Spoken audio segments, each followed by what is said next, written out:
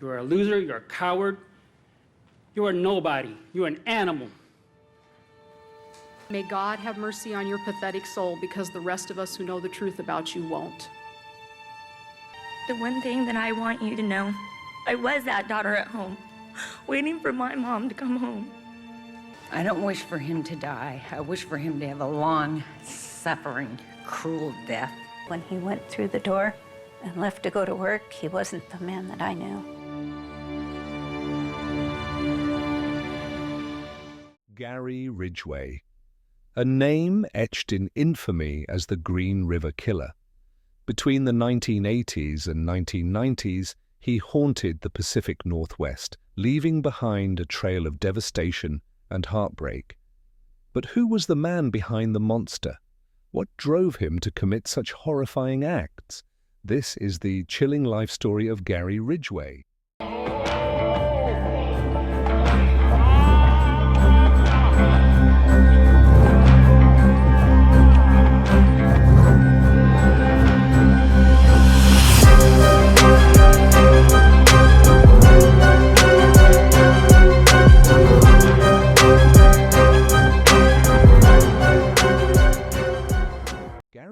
Ridgway was born on February 18, 1949, in Salt Lake City, Utah. Raised in a troubled household, his childhood was far from normal. His father, a bus driver, often spoke of his disdain for sex workers, while his mother was described as domineering and abusive.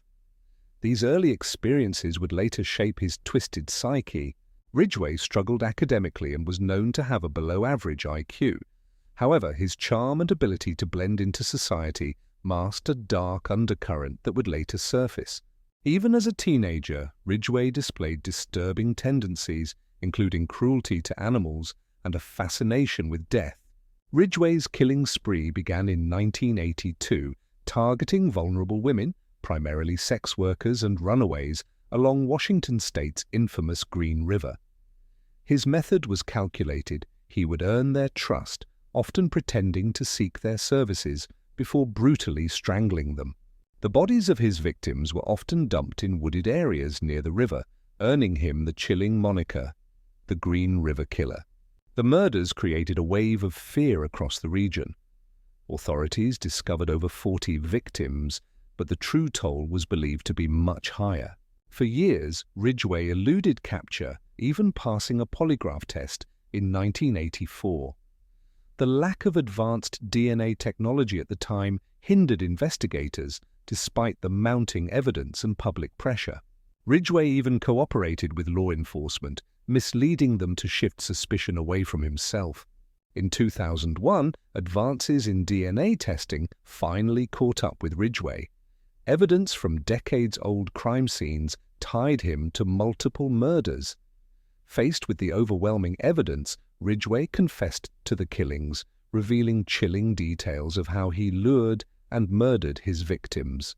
Ultimately, Ridgway pleaded guilty to 49 murders, though he later claimed to have killed over 70 women. He was sentenced to life imprisonment without parole. Gary Ridgway's heinous crimes left an indelible mark on America's history of serial killers.